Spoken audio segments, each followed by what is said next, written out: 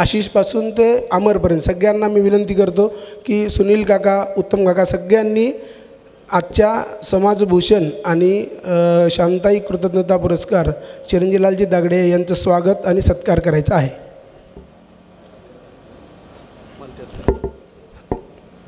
मी मालत्यात्याला अशी विनंती करतो की तिनं सुद्धा व्यासपीठावर यावं। सर्व नेरळकर परिवार, आता नाव कोणाचं घेणार नाही, सगळ्यांना बोलो भारत माता की।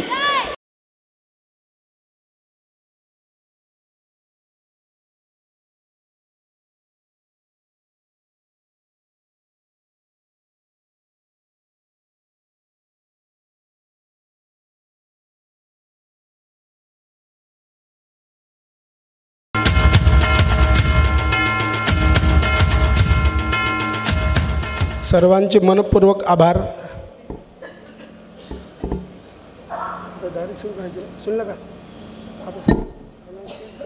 भाई नारायणरावजी नेरळकर, कैलाशवासी शरद नारायणरावजी नेरळकर, इनके स्मृति में आयोजित इस 2 दिवसीय व्याख्यानमाला कार्यक्रम में मंच पर विराजमान आज के हमारे व्याख्याता आदरणीय माननीय सुशील जी पंडित साहब,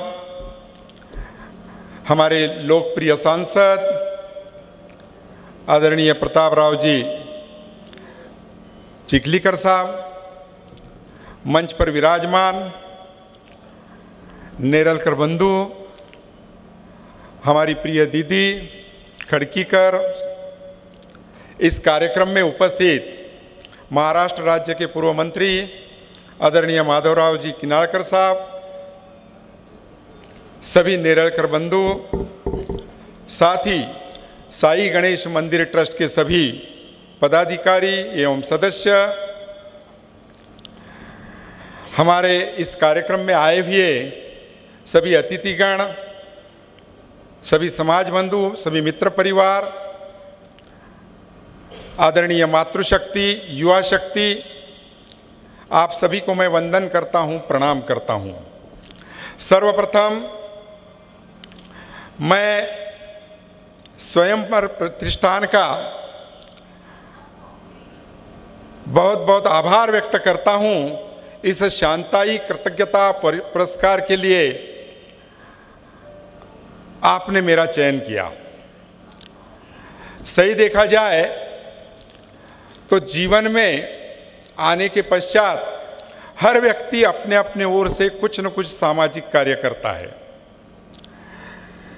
सामाजिक कार्य के लिए कोई बड़ा ही कार्य करना जरूरी नहीं है, रास्ते पर चलते हुए किसी अंध व्यक्ति को रास्ता पार कराना, यह भी सामाजिक कार्य ही है और हर व्यक्ति अपने जीवन में वह कार्य करता है। पर मुझे लगता है कि दूसरों की अड़चनें, तकलीफ, उनके रास्ते में आए हुए जो भी अवधान है वो हमने पूरे दूर करना चाहिए। इसलिए किसी शायर ने कहा है, तू दूसरे के दूर कर, तू दूसरों के दूर कर, काटे कंकर शूल, तू दूसरों के दूर कर, काटे कंकर शूल, तेरे पथ में बिखर जाएंगे अपने आप ही फूल, तेरे पथ में बिखर जाएंगे अपने आप ही फूल। आदरणीय सुनील भाऊ नेरलकर ने मेरा परिचय करते वक्त काफ़ी कहा, हर दुख में हर सुख में सम्मिलित होते हैं। सही बात है, मेरा यह मानना है, चाहे अपना पड़ोसी रहो, परिचित व्यक्ति रहो, उसके दुख में हमने ज़रूर सम्मिलित होना चाहिए। उस दुख के क्षण में आपके सम्मिलित होने से उस व्यक्ति की निश्चित ही उसका मनोबल बढ़ता है, यह ऐसा मेरा मानना है। मैं इस अवसर पर मेरे गुरुवर्य आदरणीय बंसीलाल जी काबरा, मेरे माता, मेरे पिताजी, उनका स्मरण करता हूँ। उन्होंने एक ऐसी ही दीक्षा मुझे दी, ऐसी ही शिक्षा मुझे दी और कहते हैं ना कि समाज बंधु, समाज के व्यक्ति जब अपने आप हमारे को ऐसा हमारा हौसला नहीं बढ़ाते, तब तक सामाजिक क्षेत्र में कार्य करने वाला व्यक्ति भी आगे बढ़ता नहीं, कार्य करता नहीं। इसलिए मैं आप सभी के लिए इतना ही कहूँगा कि धूप मेरे सर पर है, आंचल तुम्हारे पास है। धूप मेरे सर पर है, आंचल तुम्हारे पास है। मसहला मेरा है, लेकिन हल तुम्हारे पास है। मसहला मेरा है, हल तुम्हारे पास है। मैं तुम्हारे ही बदौलत आसमां पर छा गया। मैं तुम्हारे ही बदौलत आसमां पर छा गया। जिससे मैं बादल बना, वह जल तुम्हारे पास है, वह जल तुम्हारे पास है। इसलिए मैं इस प्रतिष्ठान का आभारी हूँ कि सामाजिक कार्यकर्ता के कार्य की दखल लेकर आपने और मेरे ऊपर कार्य की जिम्मेदारी बढ़ा दी है। हमारे मित्र यहाँ रमेश जी डागा है, आदरणीय ओम प्रकाश जी गिल्डा, आदरणीय शेट्टी साहब और प्रजावाणी के संपादक शंतनु जी डोईफोड़े, इनसे भी मैं सदा ही प्रेरणा लेता हूँ कुछ न कुछ कार्य की। यह पुरस्कार शांताई कृतज्ञता पुरस्कार सर्वप्रथम आदरणीय स्वर्गीय सुधाकर राव जी डोईफोड़े इनको मिला।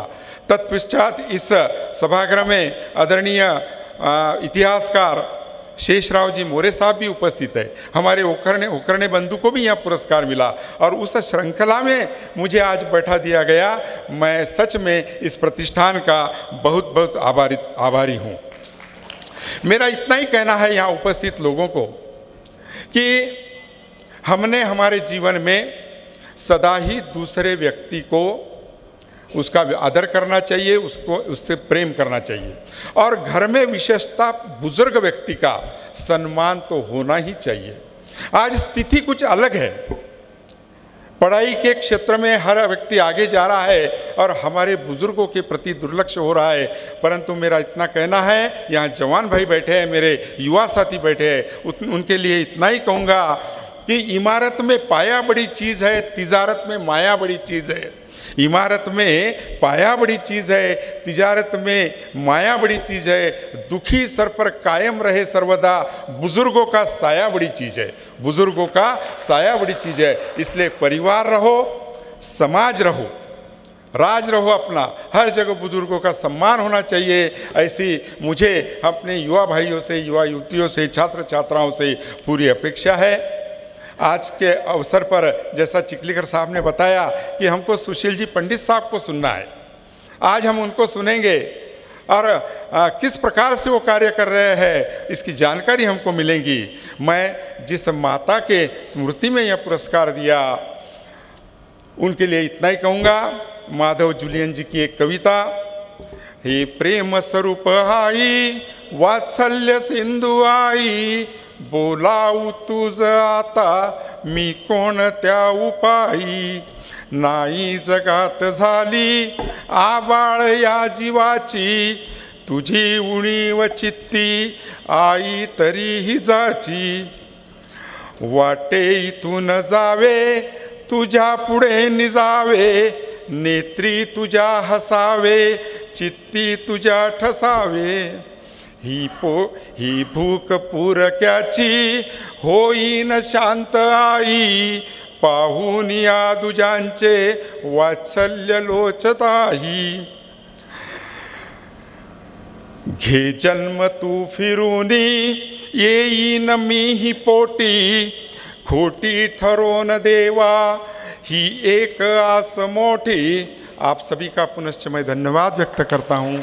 जय हिंद, जय महाराष्ट्र, जय महेश।